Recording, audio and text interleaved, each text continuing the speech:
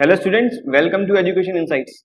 आज डिस्कस करने वाले हैं, जब हम मशीन बेचते हैं और बेचते वक्त यदि ट्रांजैक्शन रिकॉर्ड करते हैं मशीन डिस्पोजल अकाउंट के थ्रू, तब अकाउंटिंग कैसे करेंगे।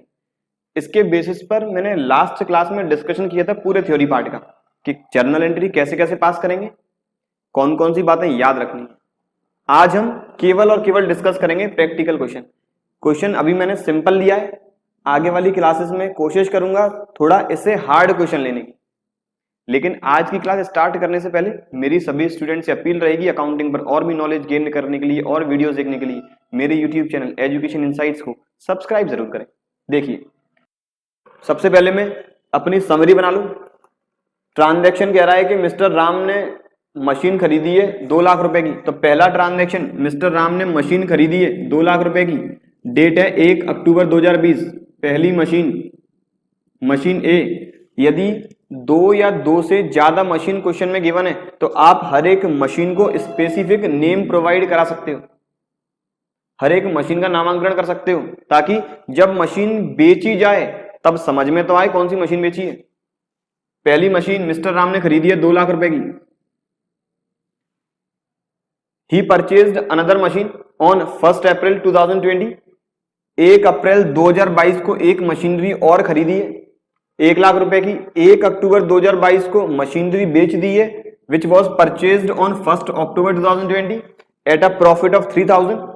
नई बात आई है इस बार, मुझे पिछले 2 क्वेश्चंस में हर बार सेलिंग प्राइस गिवन थी, पिछले 1 या 2, लेकिन इस बार मुझे प्रॉफिट गिवन है। हमें बनाना है machine account and machine disposal account. Machine disposal account बनाने का मतलब ट्रांजैक्शन जिस दिन एसेट बेच रहे हैं वो रिकॉर्ड करेंगे डिस्पोजल अकाउंट के through. Assuming that depreciation is provided at the rate of 10%, मानते हुए डेप्रीसिएशन प्रोवाइड कराते हैं 10%। और सर इस बार मेथड है written down value. Firm closes its books of account on 31 March. मैं यहीं पर क्यों रुक गया, क्योंकि मैं चेक कर रहा था कि फर्म अपने खाते बंद कब करती है। पहले एक बार पूरा क्वेश्चन पढ़ लें, फिर उसके बाद समरी बनाएं। फर्म अपने खाते बंद करती है 31 मार्च को, तो पहला साल बंद होगा 31 मार्च 2021।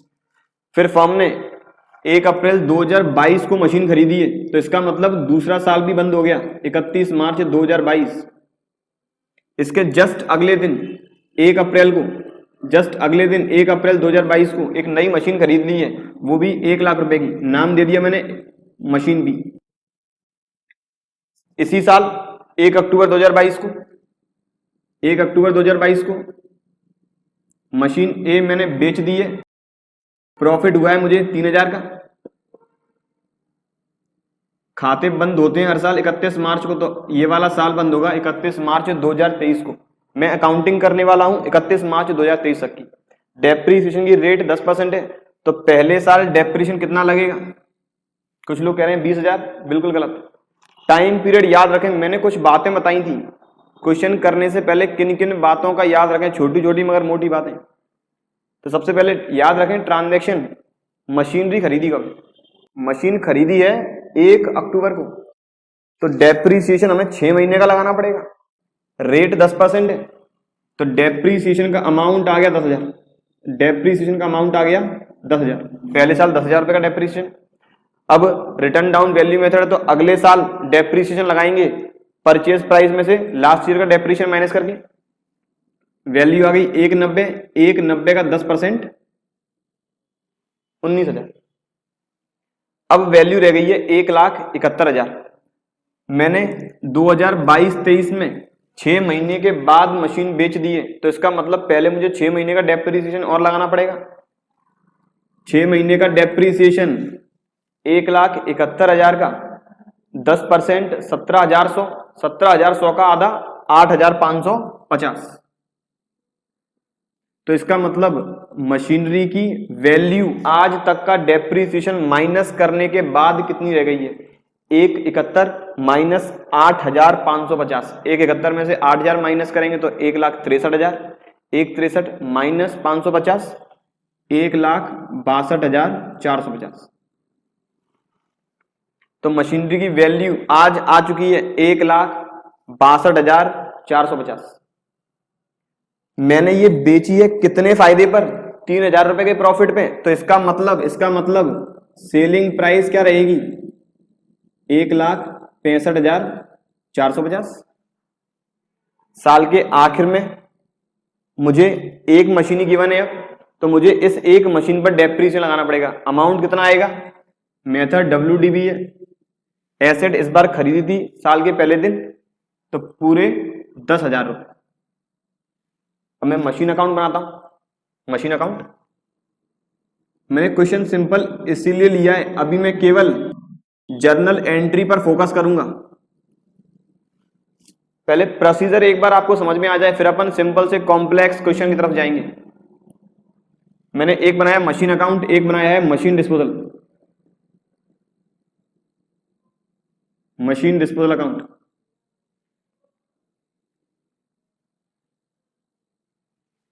मशीन अकाउंट में सबसे पहले 1 अक्टूबर 2020 को मशीन खरीदने की entry, machine account debit to bank. 2020 1 October to bank, machine खरीदी गई है 2 लाख रुपए की।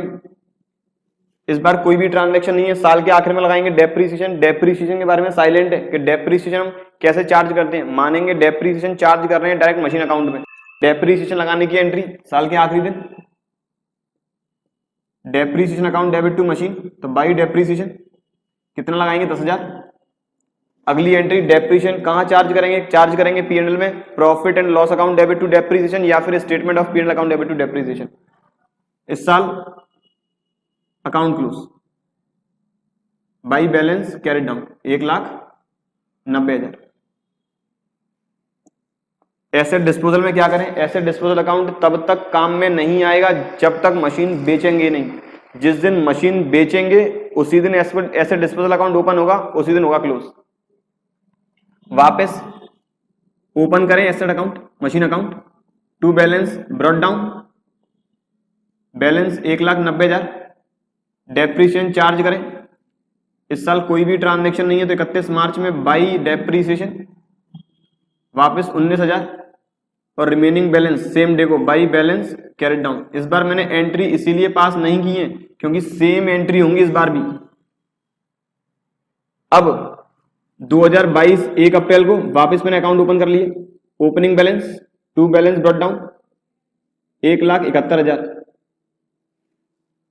ये मैं ए मशीन का बैलेंस लेके आया हूं आगे। मैंने सेम डे को एक दूसरी मशीन खरीद ली है, तो टू बैंक वापस मशीन बी कितनी खरीदी है? 1 लाख।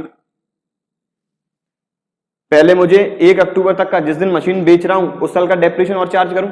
डेप्रीसिएशन चार्ज करने की entry depreciation account debit to machine. इस बार याद रखनी है डेट, ये लगेगा इस बार जो मशीन बेची है उस पर 1 अक्टूबर को बाई डेप्रीसिएशन।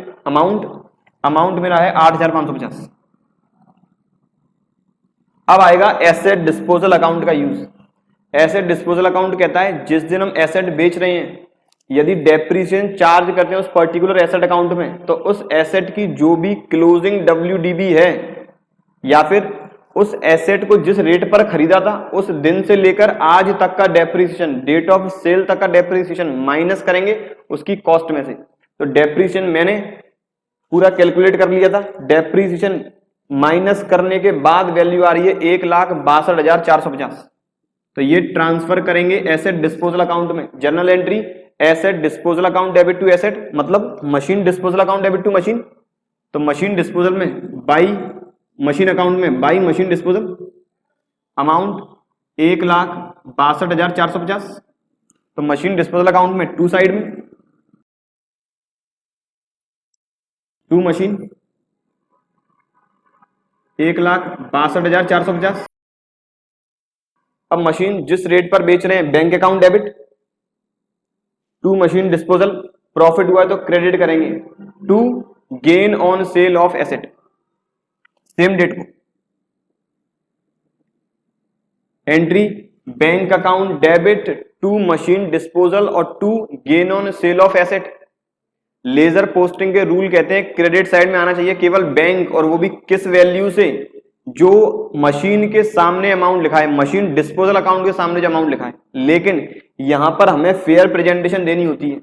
यूजर इस अकाउंट को पढ़ने के बाद ही समझ जाए कितने का फायदा हुआ है, इसीलिए डेबिट साइड में शो करेंगे उसका प्रॉफिट और क्रेडिट साइड में शो करेंगे फुल सेल्स वैल्यू, जिस रेट पर हमने बेची है। बाई बैंक बेची है 1,65,450 में, फायदा कितना हुआ है? 2 gain on sale of asset,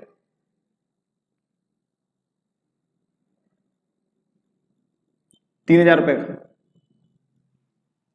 याद रखें यहां पर मुझे gain on sale of asset लिखना है, क्योंकि मैं साल के आखिर में ट्रांसफर करूंगा इस गेन को स्टेटमेंट ऑफ पीएनएल या फिर प्रॉफिट एंड लॉस अकाउंट के अंदर। तो ये मशीन डिस्पोजल अकाउंट तुरंत हो चुका है बंद, मशीन अकाउंट में वापस आ जाए। साल के आखिर में जो मशीन खरीदी है उस पर लगेगा depreciation, by depreciation machine B का 10,000 रुपए, और उसके बाद closing balance by balance carried down. मेरी मशीन ए पूरी फिनिश हो चुकी है, पूरी बंद हो चुकी है। मशीन बी जो खरीदी थी 1 लाख में, अब स्टूडेंट बहुत क्या करते हैं, इधर टोटल करेंगे फिर ये टोटल माइनस करेंगे। दिमाग का इस्तेमाल करें, स्मार्ट वर्क करें, हार्ड वर्क नहीं। 1,71,000 रुपए की मशीन ये तो हम पूरी बेच चुके हैं, 1,71 पर 8,550 का डेप्रीसिएशन और रिमेनिंग बैलेंस ट्रांसफर कर दिया ऐसे डिस्पोजल अकाउंट में, मशीन डिस्पोजल अकाउंट में। तो अल्टीमेट 1,71 तो बराबर हो गए। तो 1 लाख की मशीन पर 10,000 रुपए का डेप्रीसिएशन लग चुका है, तो वैल्यू कितनी रह गई होगी? 90। तो यहां पर आएगा बैलेंसिंग फिगर 90,000। टोटल करने की जरूरत नहीं है, 2,71,000 और फिर डेप्रीसिएशन ट्रांसफर कर देंगे स्टेटमेंट ऑफ पीएनएल में। ये वाला डेप्रीसिएशन भी, ये वाला डेप्रीसिएशन भी combined entry depreciation account debit to statement of PNL या फिर प्रॉफिट एंड लॉस अकाउंट। और ये जो गेन हुआ है ये भी साल के आखिर में 31 मार्च को ट्रांसफर करेंगे स्टेटमेंट ऑफ पीएनएल या फिर पीएनएल अकाउंट में। गेन ट्रांसफर करने की entry gain on sale of asset account debit to profit and loss account या फिर टू स्टेटमेंट ऑफ पीएनएल। ये था मेरा एक बेसिक क्वेश्चन। आगे वाली क्लास में इससे भी कॉम्प्लेक्स क्वेश्चन डिस्कस करेंगे, तब तक जुड़े रहिए और सपोर्ट करते रहिए। Thank you.